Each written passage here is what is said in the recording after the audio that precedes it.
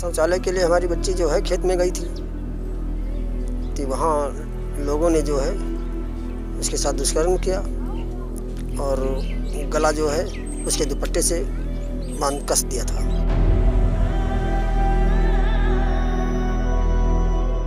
ये दृश्य देखकर आप बहुत गंभीर हो गए होंगे। एक माँ के आंसुओं ने आपको 2 मिनट के लिए भावुक कर दिया होगा। एक बाप की दर्द भरी आवाज ने आपको सोचने पर मजबूर कर दिया होगा कि क्या ऐसे बनेंगे हम विश्व गुरु। लेकिन घबराइए मत, ऐसा बस आप सोचते हैं। यूपी के सियासतदान और सरकारी तंत्र को इससे कोई फर्क नहीं पड़ता। हम ऐसा क्यों कह रहे हैं, चलिए आपको इसके पीछे की कहानी बताते हैं। दरअसल बीते रविवार को बाराबंकी के रसूलाबाद में एक युवती के साथ दरिंदों ने उस समय बलात्कार को अंजाम दिया जब वो शौच के लिए बाहर गई थी। दलित समुदाय की युवती के साथ पहले तो रेप किया गया और फिर उसी के दुपट्टे से गला घोंटकर उसे मौत के घाट उतार दिया गया। और अब तक अपराधी पुलिस की पकड़ से कोसों दूर हैं।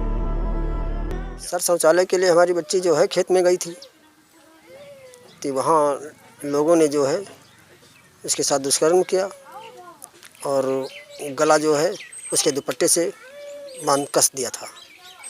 अगर हमारे घर में शौचालय जब होती तो हमारी बच्ची उसी शौचालय में जाती तो ऐसी घटना शायद ना होती।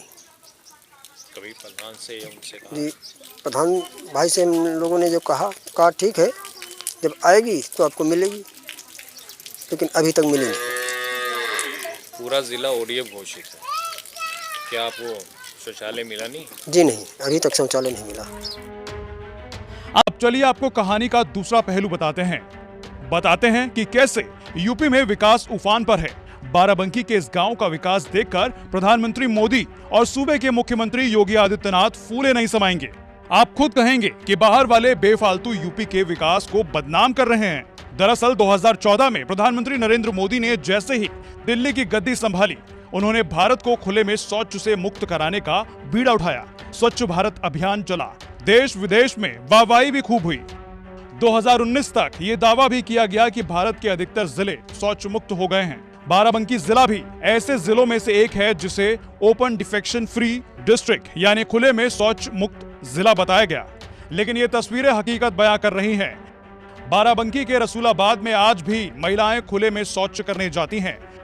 स्थानीय महिला की माने तो इस गांव में किसी को शौचालय नहीं मिला है और जिन्हें मिला भी है तो उसका काम पूरा नहीं हुआ है।